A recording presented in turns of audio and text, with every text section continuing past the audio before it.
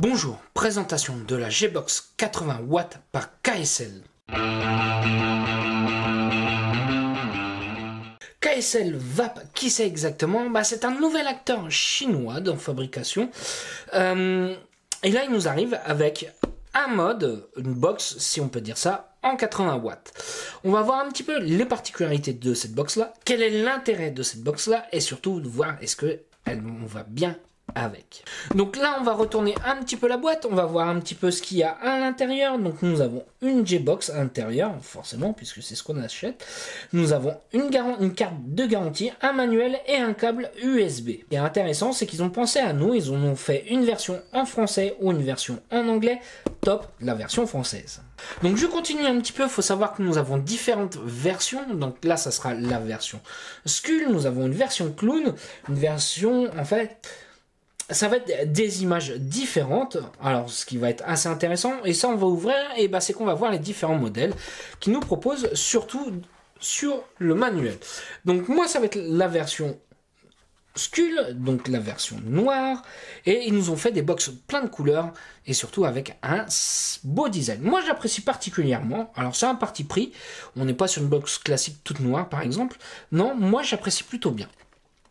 Donc voici le petit manuel, donc là c'est la version en anglais.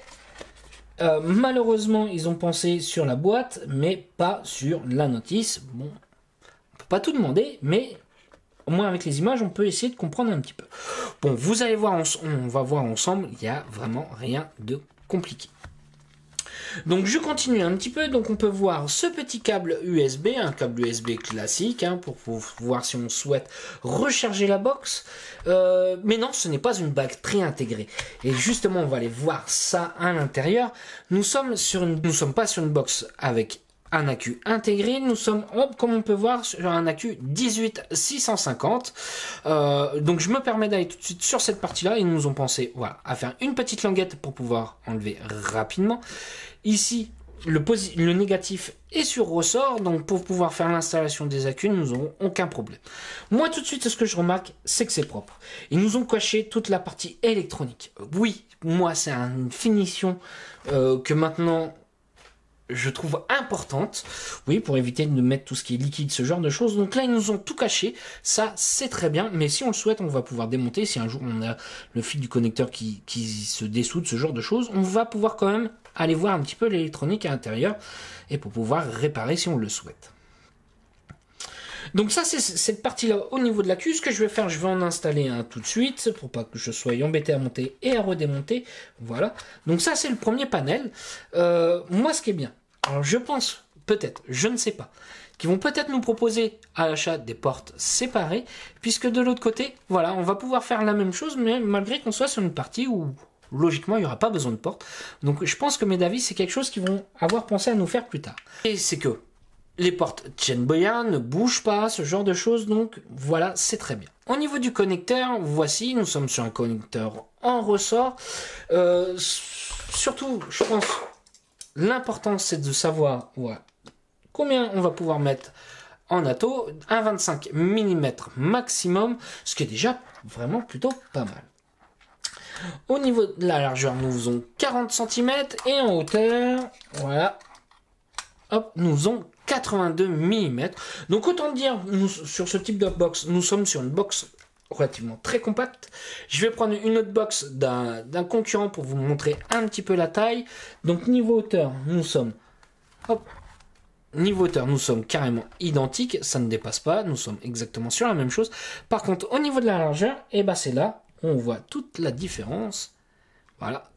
C'est que celle-ci est légèrement plus large. Donc oui, nous sommes sur une box compacte.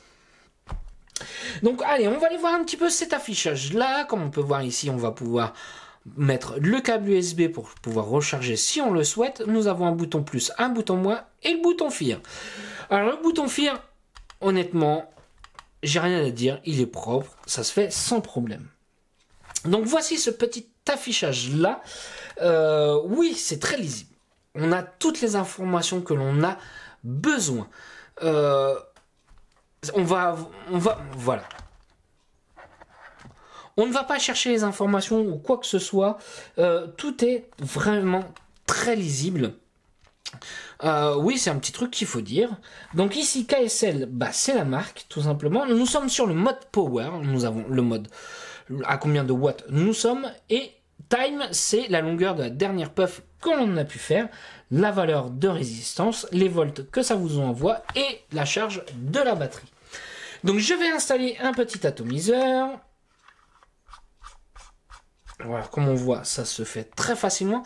Ce qu'on peut voir, voilà, directement, ça va nous voir la résistance, la valeur de résistance. Donc là, nous sommes à 0,76.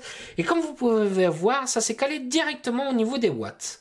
Donc ça, c'est quelque chose, quand vous allez enlever et remettre l'accu, ne va pas garder le nombre de watts qui était affiché juste avant. Donc à chaque fois qu'on va revisser un nouvel atomiseur, et ben, il va le mettre au watt qui est censé donner.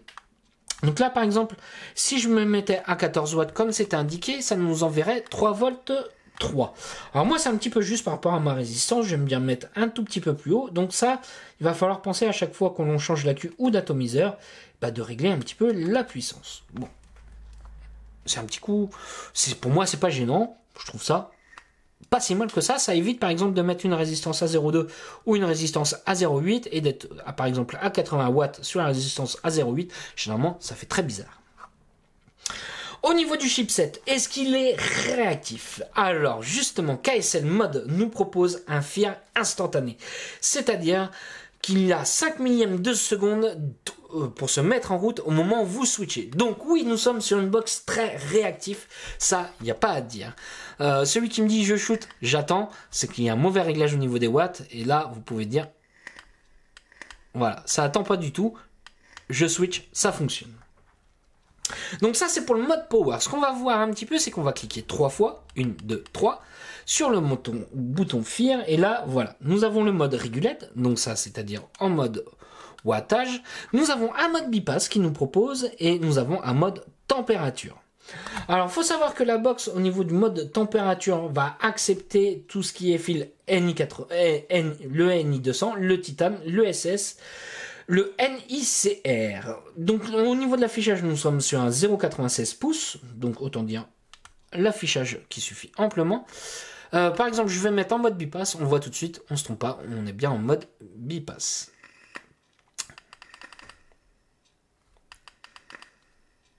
Je me remets en mode Regulate, voilà. Et puis, n'empêche, je trouve ça vraiment pas vilain comme box. Je trouve ça même très bien fini. Le boîtier, nous sommes en alu et nous sommes sur des portes en plastique. Mais ça, comme je vous dis, mes d'avis, les portes, ils vont peut-être sûrement nous en prévoir d'autres pour pouvoir la customiser un petit peu. Allez, on va se voir en plan large pour voir comment ça va. Voilà ce que nous donne cette box dans la main. Donc oui, nous sommes sur quelque chose de compact. Pour une box 18650 comme ceci, oui, je l'apprécie particulièrement. La prise en main est plutôt bonne, le switch est vraiment bien placé et tout de suite directement sur le doigt. Allez, on va se faire une petite barre pour voir si elle est bien réactive. Je suis à 24 watts avec une résistance à 0,76 ohms.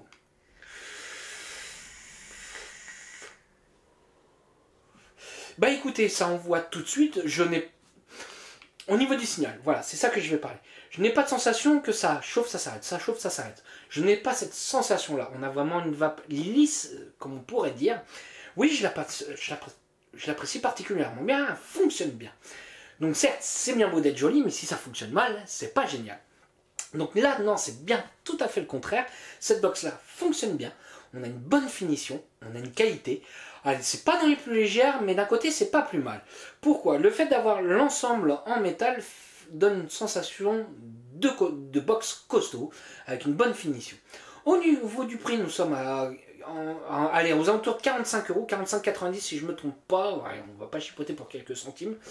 On a un rapport qualité-prix très correct. Est-ce que c'est une box que je conseille? Oui, à fond. Par exemple, pour tout ce qui va être petit atos, ce genre de choses, oui, ça va être très intéressant. Par exemple, je vois bien installer un Precisio dessus. Ça fonctionnera très bien avec. On n'a pas besoin des 80 watts au maximum en permanence avec un ato comme ça. Donc ça ferait très bien son job avec. Qu'est-ce qu'il y a aussi? Moi, ce que j'aime bien, c'est l'affichage. L'affichage est très correct et très lisible. Avec de la couleur, on ne cherche pas ce qu'il y a dessus puisqu'on le voit tout de suite. Donc c'est ça qui me fait dire dans l'ensemble que c'est plutôt une bonne box. Voilà, moi j'apprécie bien. Après, chacun son truc. Voilà. Sur ce, si vous avez des questions, je pense que vous pouvez peut-être en avoir sur ce type de box là. N'hésitez pas, je vous répondrai avec un grand plaisir et je vais vous souhaiter une bonne journée, une bonne soirée, un bon week-end. Salut à tous!